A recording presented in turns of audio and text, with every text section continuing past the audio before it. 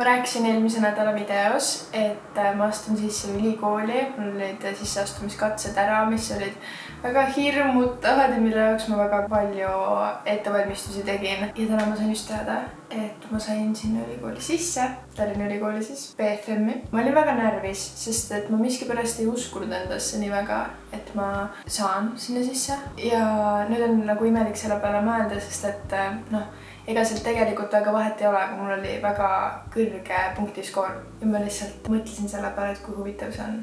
Et kõrvalt teistesse inimestesse on palju lihtsam uskuda kuidagi kui iseendasse. Ja võib-olla see oli selline väike meeldetuletus mulle endale, et ma peaksin iseendasse natuke rohkem uskuma ja oma võimetesse. Aga kuidagi alati, kui mul on elus mingi uus etapp kas algamas või just lõppenud, siis minusse tekib alati selline väike aisting kurbust ja igatsust. Mingisugune meeldetuletus sellest, mis oli. See kõik tuleb seoses minu esimese koera, Bertaga, kes meie perre tuli siis 2009. aastal. Ja kuidagi ta oli nii pikalt osa mu elust ja ma arvan, et kõik, kellel on kunagi ükskõik mis loom olnud, teavad hästi, kui kallid, tähtsad ja ma ei teagi, miks mu peas on üldse kunagi olnud või miks ma olen kuulda võtnud seda, kui keegi ütleb, et ma ei tea, loomad on kuidagi vähem tähtsad inimeste kõrval või kuidagi vähem päris sõber või kaaslane. Ma isiklikult olen alati eelistanud loomi inimestele, nii et ma ei tea, ma ei oska kaasa rääkida. Aga ta oli lihtsalt mulle väga kallis ja iga kord, kui on selline uus algus või mingisugune lõpp, siis kuidagi osa minust on kurb, et ta ei ole siin ja et ma ei saa seda temaga jagada. Ja nüüd natukene teine jutt, mis nüüd kohe nagu it all makes sense, jookseb kokku, lihtsalt usalda mind sellega. Aga eile ma lugesin ühte raamatut ja ma ei taha kuidagi seda raamatut iseenesest kuidagi bashida või sellele halvasti öelda, aga lihtsalt see inspireeris minust sellise nagu väikse mõttekäigu. See on selline raamat nagu umbes mingi 1000 asja, mida õnnelikud inimesed teevad teistmoodi. Ja seal on osi sellest, mis on kuidagi abistavad aga üleüldiselt see on lihtsalt see, et seal on punktidena kirjas hästi selline laialivalguv mõte, mis ongi näiteks mingi ära hooli sellest, mis teised arvavad. Tee seda, mis sind õnnelikuks teeb. Ära tee seda, mis sind õnnelikuks ei tee. Ja see on lihtsalt nii huvitav, see pani mind mõtlema selle peale, et ma arvan, et on mingisugused põhisiuksed elutõed, mis ongi mingit pidi nagu cheese'id või ülilihtsad. See on see, et jah, ilmselgelt ma teadsin seda, ilmselgelt ma ju tean seda. Ja kui keegi lihtsalt ütleb sulle selle lause, siis see ei jõua kohale selles mõttes, et see ei pane siin midagi tundma. Su peas on nüüd see, et ilmselgelt ma tean. Aga siin tuleb sisse üks väga ilus ja tähtis asi, mis on loo jutustamine.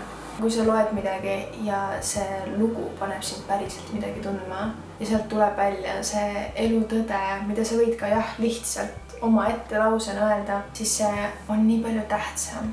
See jõuab nii palju sügavamale, see paneb nii palju rohkem mõistma. Ja minu üheks suureks armastuseks on kirjutamine. Paar kuud tagasi ma kirjutasin ühe koolitööna põhimõtteliselt eluloo. Mingid osad sealt, see ei ole väga pikk, see tuli mingi 14 lehekülge. Ma alati tean, et ma tahan üks raamatut kirjutada, et see oleks lugudena. Et see oleks mingite lugudena, mingitest hetkedest, mis on mulle kuidagi tähtsad olnud. Ja ma otsustasin, et ma räägin siit ühe loo.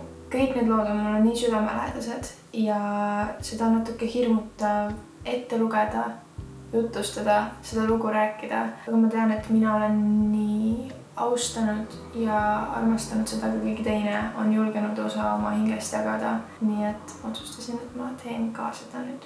On teada-tuntud fakt, et kui sa ütled kellelegi, et sul on vaja temaga rääkida, siis temas vallandub selline paanika, nagu tunneb üks inimene muidu vaid siis, kui värskelt tehtud moosisai on asjaolude traagilise edenemise tagajärjel maha kukkumas. Ja ta saab seda vaid südame tugevate löökide saatel jälgida, teadmata kumb pool esimesena maad puudutab. Asi on veel hullem, kui rääkimise soovist teatab sulle sinu ema ja sul vilksavad poole millisekundi jooksul kõik kehvad eluvalikud silme eest läbi. Isegi kui sa oled 7-aastane ja sügisest alles esimesse klassi minemas. Emme nokitses midagi arvutis ja ma seadsin need kahtlustavalt tema kõrvale. Nagu mu mõtteid lugenud, pööras ta arvuti ekraani minu poole, endal lai naeratus peas. Ekraanil paistis pilt, millest ma kohe aru ei saanud. Midagi karvast. Emme näitas näpuga parempoolsele loomale ja ütles, et temast saab meie koer. jõudis kohale. Kutsikad. Minu isa ei olnud kunagi koera võtmise poolt, vahet pole, kui palju ma neid põikpaiselt pinnisin. Ka mu ema oli üllatunud, kui ta nende iganädalasel laupäevasel kohviku kohtingul kutsika pildi välja tõmbas ja issi ideega otsekohe nõus oli. Lähme toome ära, ütles ta. Nime üle oli suur vaidlus, kui seda saab vaidluseks nimetada. Mina kirjutasin aega mitu lehekülge nimevariante, emme tõmbas kõik maha ja ütles, et kutsika nimeks saab Berta. Me tõime Berta koju 2009. aasta veebruarikuus. Ta tuli Kesk-Eestist, kus ta koos oma 10 õe-vennaga koertele mõeldud majakeses ringi tuuseldas ja meie saabudes otsekohe tervitama tuli. Kutsikale omased paksud käpakesed, pehme karv ja naljakad uinakupoosid ei jätnud meile muud võimalust, kui looma väga-väga ruttu armastama hakata. Muidugi kasvas ta meeletul kiirusel ja üsna ruttu tuli välja ka tema väike ulakuse soon. Naabrite grilliämbrist kadusid müstiliselt kõik vorstikesed. Kui Berta polnud kodus, oli ta omavoliliselt küla peale jalutama läinud. Ta teadis täpselt, mis vanaonu kus tänaval oma kalasaaki kuivatab. Kas ma mainisin, et ta oli väga toidumotiveeritud? Talvel külmkapi asemel terrassile paigutatud koogikesed leidsid oma traagilise lõpu, igatahes mitte nende soetanud inimese käte läbi. Tema avastusretked tekitasid meist tihti suurt meelehärmi ja muret. Küll aga enamasti, kui ta oli uitama läinud, tõi keegi väike laps ta meie ukse taha, isegi kui Berta temast peaaegu kõrgem oli. Tegemist oli kõige sõbralikuma koeraga maailmas.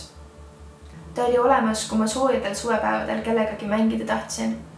Ta oli olemas, kui koolis käies sõbrad avastasin ja otsustasin oma aega rohkem neile pühendada. Ta oli olemas, kui me talvel suure lumesajaga otsustasime, et oleks lahe temast kelgu koer teha ja ta sai väga hästi hakkama. Ta oli olemas, kui kõigil olid oma tähtsad tegemised ja alati talle piisavalt aega ei jätkunud. Berta tuli minu juurde siis, kui ma kooli läksin. Ja ta lahkus just enne seda, kui ma gümnaasiumi lõpetasin.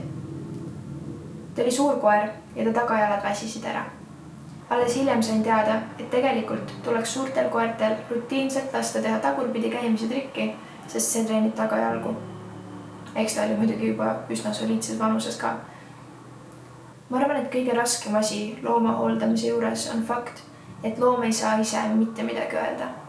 Me peame võtma vastu nii kergemad kui raskemad otsused ja pimesi lootma, et tegime õige valiku. Meieni tuli see otsus aasta esimesel päeval pärast Berta 13. sünnipäeva, kui me nägime, et enam ei jaksa. 2 päeva hiljem sõitsime Tallinnasse. Mina, emme, issi ja Berta. Berta nägi üle 13 aasta esimest korda Tallinnat ja mina nägin, kuidas ta märg nina issi kätte vahel hingamise lõpetas ja silmad lõplikult kinni vajusid. Pilt, mis ma kunagi silme eest ei lähe, aga mida ma ka mitte mingi hinna eest ära ei annaks. Berta õpetas mulle, et kui me kellegi kaotame, siis kõik muu tundub tähtsusetu. Berta õpetas mulle, et head toitu tuleb nautida. Berta õpetas mulle, et päevad lähevad aeglaselt, aga aastad lähevad kiiresti. Hetkes me mõtleme, et meil on palju aega. Pärast me mõtleme, et miks me küll nii mõtlesime. Mitte selleks, et kiirustada, vaid selleks, et aega teha. Berta õpetas mulle, et alati on, mida armastada. Vot, selline oli see lugu, mida ma otsustasin täna jagada. Ei ole varem oma kirjutamist üldse niimoodi jaganud, aga see on tegelikult midagi, mida ma väga tahaksin teha. Nüüd mul on hea meel, et see esimene koht saigi olla siin nüüd ja praegu. Ära unusta, et mul on confession box ehk siis selline koht, kuhu sa saad ükskõik mida kirjutada, jagada oma muresid, rõõme, midagi minult küsida, ükskõik mida, see on täiesti anonüümne, see on täiesti tasuta. Ma panen lingi alla, nii et kirjuta midagi. Loodan, et sulle hästi. Näeme juba väga varsti, sa oled mulle väga tähtis ja ma saadan sulle hästi palju soojust ja armastust. Tšau!